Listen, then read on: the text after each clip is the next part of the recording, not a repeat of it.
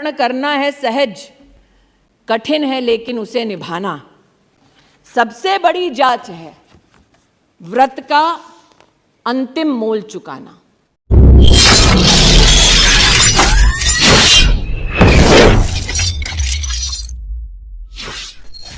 अब चूंकि राष्ट्रपति अभिभाषण में आधुनिक भारत के निर्माण की बात हुई है, तो इसलिए महोदय कहना जरूरी है कि प्रधान सेवक ने कहा कि सिर्फ चुनिंदा शहर नहीं बल्कि आधुनिक तत्व प्रगति के हर गांव, हर जिले तक पहुंचे।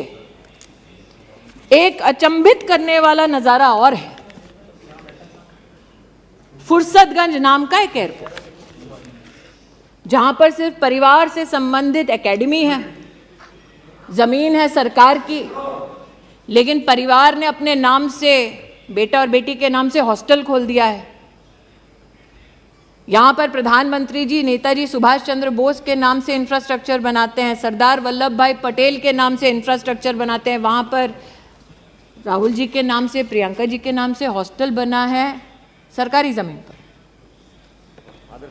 और बोर्ड पर वो जब थे तो उन्होंने उस पूरी अकादमी के संचालन के लिए किसी हिंदुस्तानी को नहीं, किसी विदेशी कंपनी पर विश्वास किया। उस विदेशी कंपनी ने उस एयरपोर्ट का क्या हश्र किया, यहां पर उस रिपोर्ट में उल्लेखित है। लेकिन आज इस एयरपोर्ट का मैं उल्लेख यहां इसलिए कर रही हूं महोदय कि एक बार सदन में मैं बोल चुकी हूं कि हमारे यहां तिलोई नाम की एक विधानसभा है, वहां पर 30 साल से एक बस अड्डा बना दो, ये हमारी जनता जनार्दन कहती रही। बस अड्डा भी पहली बार तब बना जब प्रदेश में योगी सरकार बनी, देश में मोदी सरकार बनी।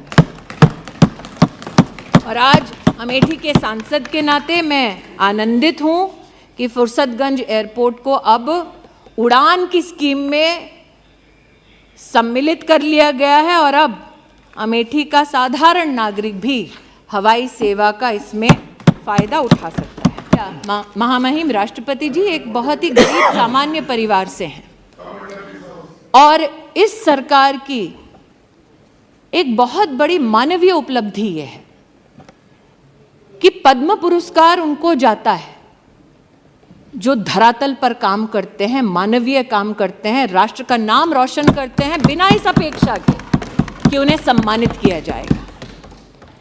जिसे सालों साल वीआईपी कॉन्स्टिट्यूएंसी कहा जाता था, वहां परिवार से संबंधित नेताओं को तमगा जरूर मिलता था, लेकिन अमेठी में पहली बार एक बेटी को स्पोर्ट्स में पद्म पुरस्कार अगर किसी ने दिया तो वो शोभा अमेठी की बढ़ाई हमारे प्रधान सेवक ने और वो आशीर्वाद दिया महामहिम राष्ट्रपति जी ने। मैं सुधा उस बेटी की ओर से आज आभार व्यक्त करती हूँ।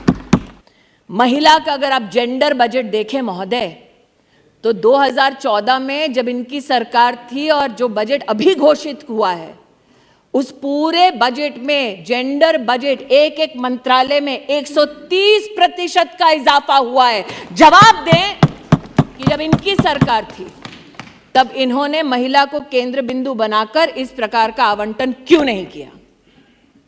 मैं आज दिनकर जी को याद करती हूं। राष्ट्रकवि ने कहा था, प्रण करना है सहज, कठिन है लेकिन उसे निभाना सबसे बड़ी जांच है, व्रत का अंतिम मोल चुकाना। संकल्प मोदी ने किया और इसीलिए आज कीमत चुकाते हैं जब आप बिना किसी तथ्य के उन पर कटाक्ष करते हैं, उन पर आरोप मढ़ते हैं। जिन्होंने आज इस सदन में आरोप मढ़ा वो बताएं कि 40 एकड़ भूमि पर आज भी 623 रुपए क्यों देते हैं, वो भूमि छोड़ते क्यों नहीं और सरकार को वो भूमि लौटाते क्यों नहीं। जिन्होंने आज इस सदन पर कटाक्षों की लहर गिना दी, उनसे पूछती हूं, सम्राट साइकिल अमेठी के किसानों की जमीन आज भी क्यों उस खानदान ने हड़पी है, लौटाते क्यों नहीं कोर्ट ऑर्डर के बावजूद। लेकिन ये मात्र जमीनों की बात नहीं है महोदय, कुछ और तथ्य हैं जो इनको शर्मसार करेंगे। जहां 50 साल एक खानदान ने प्रतिनिधि बनकर इस देश की संवैधानिक स्थानों पर, कुर्सियों पर हक जताया, उन लोगों का उन्होंने क्या हश्र किया आज मैं बताना चाहती हूं।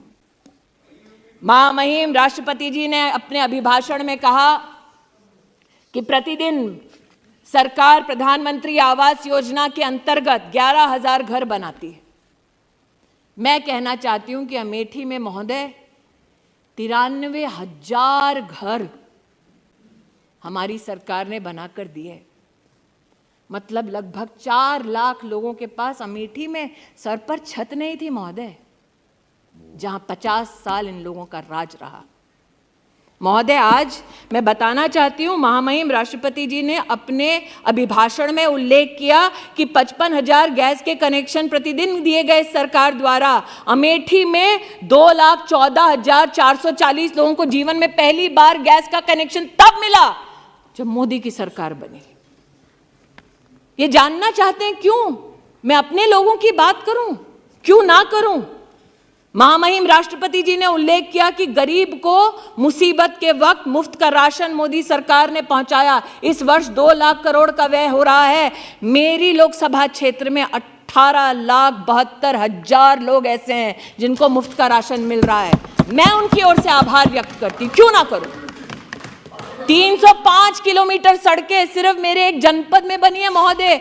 5 गांवों का नाम सुना देती हूं। 50 साल में इन 5 गांवों तक कभी सड़क नहीं पहुंची थी। जवाब देना पड़ेगा इन लोगों को जो बड़ी बड़ी डींगे हाँकते थे कि अपने ही संसदीय क्षेत्र में। मैंने महोदय सुना था हिंदी में, दिया तले अंधेरा, चोर की दाढ़ी में तिनका, उल्टा चोर कोतवाल को डांटे। आज इन सारी हिंदी की जितने भी हमारी प्रोवर्ब्स हैं उनका एक दर्शन मैंने यहां किया है। उनको जवाब देना पड़ेगा। 5 गांव के नाम भी बता देती हूं जहां सड़क ही नहीं पहुंची कभी।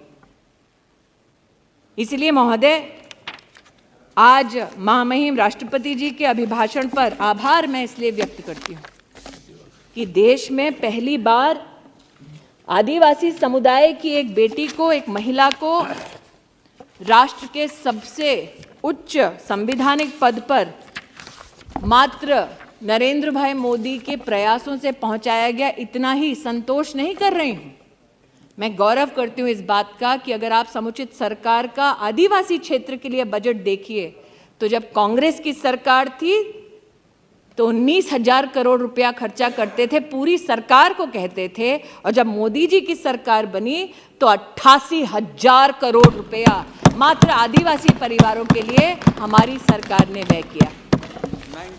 क्योंकि मैंने दिनकर जी का उल्लेख किया तो आप तो वरिष्ठ हैं महोदय, आप राष्ट्र कवि का कई बार कई भाषणों में उल्लेख भी कर चुके हैं, कई चर्चाओं में उनका उल्लेख कर चुके हैं। उन्होंने कहा था कि सच है विपत्ति जब आती है कायर को ही दहलाती है। वो कौन था जो कहता था विदेश से वैक्सीन लाओ? वो कौन था जो कहता था हिंदुस्तान की वैक्सीन ना लगाओ? और वो कौन था जिसने कहा कि विदेश पर नहीं अपने देश पर भरोसा करो, वैक्सीन यहां बनाओ और हर हिंदुस्तानी को मुफ्त लगाओ? उस शूरमा का नाम मोदी। इसलिए आज इतना ही कहती हूं कि विघ्नों को गले लगाया, कांटों में राह बनाया, और इसीलिए कांटों में राह बनाने के लिए और भारत के नवनिर्माण के संकल्प के साथ संकल्पित अमेठी को भी आशीर्वाद देने के लिए मैं देश के प्रधान सेवक का आभार व्यक्त करती हूँ, अभिनंदन करती हूँ।